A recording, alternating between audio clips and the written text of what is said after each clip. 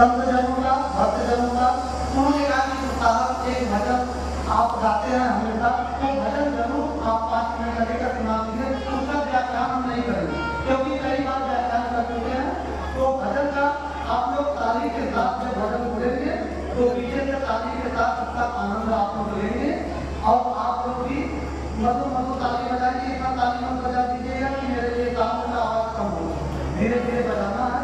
और उसके बाद भी आप लोगों को ताली बजाने के लिए आवाज को आप लोगों की निकलती है। हमारी एक माता जी नहीं, वरना हमने उनसे कहा, हमने कहा कि जीवन में जो है कि आप माता जी का रिस्पेक्ट करिएगा, आदर करिएगा और उनकी बातों को मत सुना चाहिए। गुरु जी ये तो हमको, हम झगड़ा करने वाली नहीं रहती थी, तभी ये झगड़ा कर लेती है, जरा इनको समझाइए। हमने कहा कि वरना ऐसा क्यों करती है? बोले गुरु जी हम सच्चे हमारे सदगुरु कबीर के हैं। तो बोले हमने कहा कैसे? बोला तो झगड़ा क्यों करती हूँ? तो बोले कि हमने कहा आप सच्चे अनुयायी और झगड़ा भी करती हैं, सदगुरु कबीर के अनुयायी भी हैं और झगड़े भी करती हैं। बोले गुरु जी मैं सोचती हूँ कि माता जी से झगड़ा मत करूँ, 2-3 बार 3 बार झगड़ा करूँगी, लेकिन सदगुरु कबीर ही ने कहा है ना, कहा कि काल करे तो आज कर, अब आज करे तो अब, फल में पड़े होगी होली करेगा।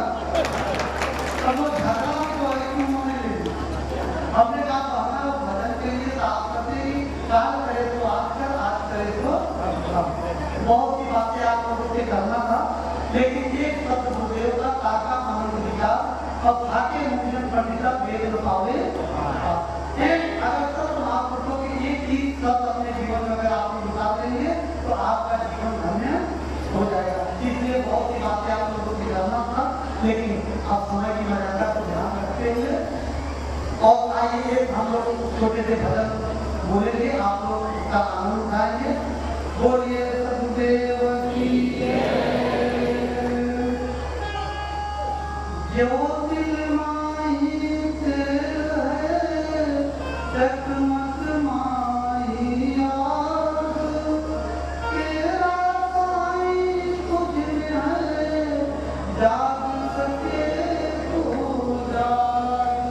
सदगुरु कबीर कहते हैं जिस ईश्वर अल्लाह भगवान को तुम जो है बाहर ढूंढ रहे हो, उतना ही परमात्मा से तुम दूर होके चले जाओगे। सदगुरु कबीर से किसी सज्जन ने पूछा कि परमात्मा आगे रहते कहाँ? तो साहब ने कहा कि जो कि माही तेल है, चकमक माही आग, अब तेरा साईं तुझमें है जाग सके तो। मनुष्य के इस घर में, कौन से घर में? आपके घर में परमात्मा का वास है। इसलिए मेरा आग्रह है आप लोगों कि परमात्मा को अगर ढूंढना है, परमात्मा की प्राप्ति करना है, तो आपको अपने घर में ढूंढना है। कहीं बाहर ढूंढेंगे उतना ही परमात्मा से दूर होके चले जाएंगे। अपना जीवन कल्याण चाहते हैं, आत्म कल्याण चाहते हैं, तो परमात्मा से जुड़िए। आइए इसी पर एक भजन हम हमेशा गाते हैं, आपको सुने भी होंगे, एक छोटा सा भजन कि मोर किया मोरे संग रहत हो।